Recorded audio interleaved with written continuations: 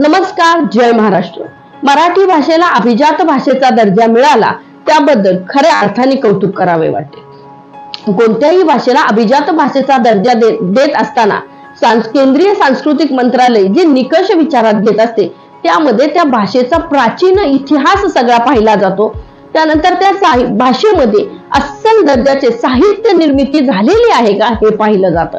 आणि मला वाटतं मराठी भाषेला खऱ्या अर्थाने 1,500 ते 2,000 वर्षापासूनचा इतिहास आहे।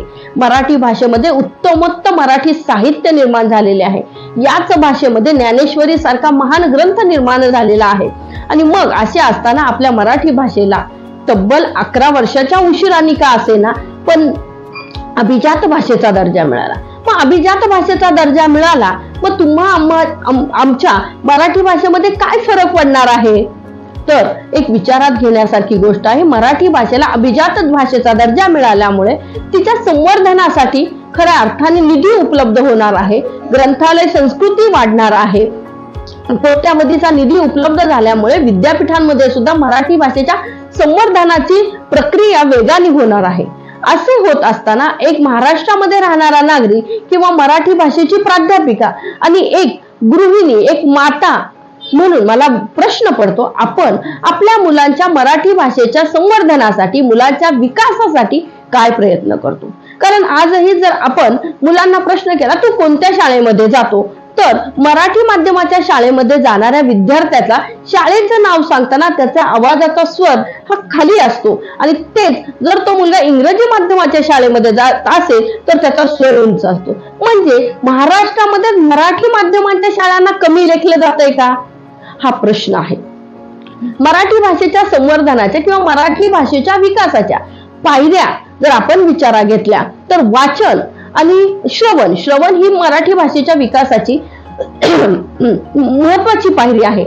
मग श्रवण आपण आपल्या मुलांच्या कानावर किती उत्कृष्ट भाषा पोहोचवतो हे फार महत्वाचं आहे। आता या ठिकाणी भाषा पोहोचवणे म्हणजे चांगली भाषा त्याला कळणे याचा अर्थ केवळ प्रमाणित भाषा मुलाच्या कानावर पडणे असं नाही, तर या मराठी भाषेच्या अनेक बोली भाषा आहेत, त्या बोली भाषा सुद्धा मुलांच्या कानावर पडणं आणि मराठी भाषा चांगली बोलता येणं हे फार महत्वाचं आहे। मराठी भाषेच्या व्याकरणाचा वापर त्याच्यामध्ये करता येणं, मराठी भाषेचे अलंकारिक शब्द असतील, एका शब्दाला अनेक अर्थ असतात, वाक्प्रचार असतात, हे अलंकार त्या भाषेचे मुलांना वापरता येणं फार महत्वाचं आहे। दुसरी पायरी घेतली तर वाचन। आज मराठी साहित्याला प्राचीन इतिहास आहे, अनेक उत्तमोत्तम ग्रंथ, कादंबऱ्या, कथा या मुलांना वाचनासाठी उपलब्ध करून देणं ही एक पालक म्हणून आपली जबाबदारी आहे।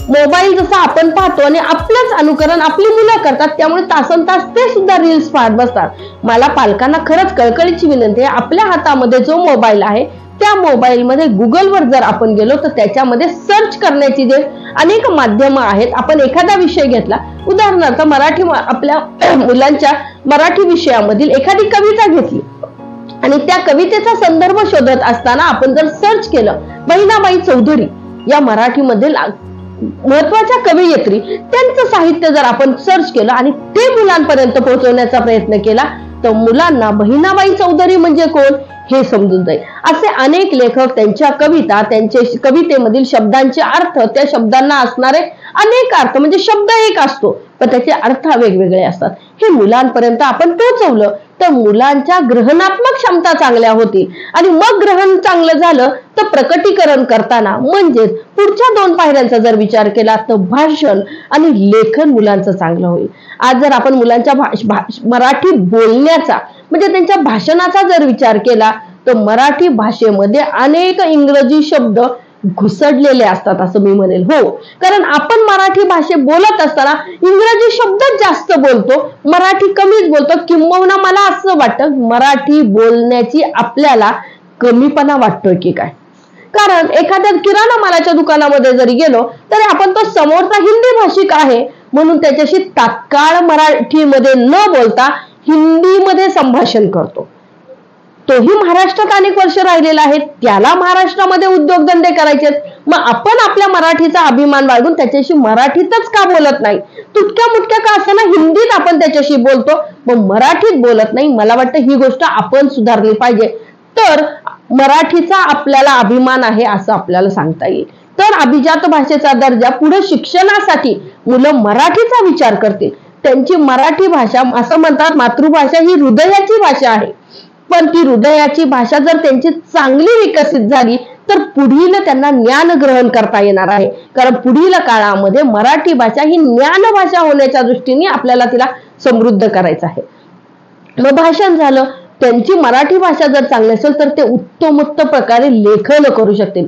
आज एक शिक्षिका म्हणून ज्यावेळेस आपण त्यांचे पेपर पाहत असतो तर अशुद्ध लेखन म्हणजे 5 वेळी शुद्ध लेखन लिहा असं आपण जेव्हा देतो, शुद्ध हा शब्द सुद्धा ते अशुद्धच लिहित असतात.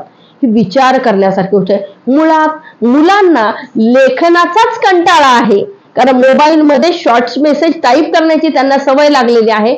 त्यामुळे पेपरमध्ये सुद्धा त्यांचा लेखनाचा वेग नसतो. किंबहुना आपण जरी घरी अनुकरण केलं, तर आपण जरी घरी ऑब्झर्वेशन केलं, निरीक्षण केलं, तर आपल्या लक्षामध्ये येईल मुलं लिहिण्याचा कंटाळा करतात.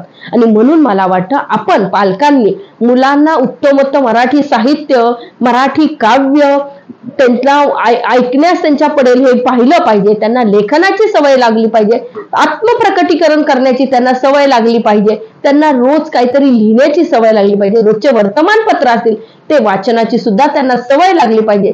तर खऱ्या अर्थाने ते मराठी चांगलं बोलू शकतील, लिहू शकतील आणि चांगलं वाचन त्यांच्या नजरेस पडलं तर त्यांच्या लेखनाचाही वेग चांगला होईल आणि उत्तमोत्तम मराठी साहित्य पुढील काळामध्ये सुद्धा आपल्या मराठी भाषेमध्ये निर्माण होईल. ही काळजी आपण सर्वांनी घेतली पाहिजे. पुन्हा एकदा आपल्या मराठी भाषेला अभिजात भाषेचा दर्जा मिळाला त्याचा आपल्याला अभिमानच आहे. कारण असं म्हणतात, लाभले आम्हास भाग्य बोलतो मराठी, जाहलो खरेच धन्य ऐकतो मराठी. आपली मराठी ही अमृतातही पैजा जिंकणारी मराठी आहे, त्यामुळे मला त्याचा सार्थ अभिमान आहे. जय हिंद, जय महाराष्ट्र.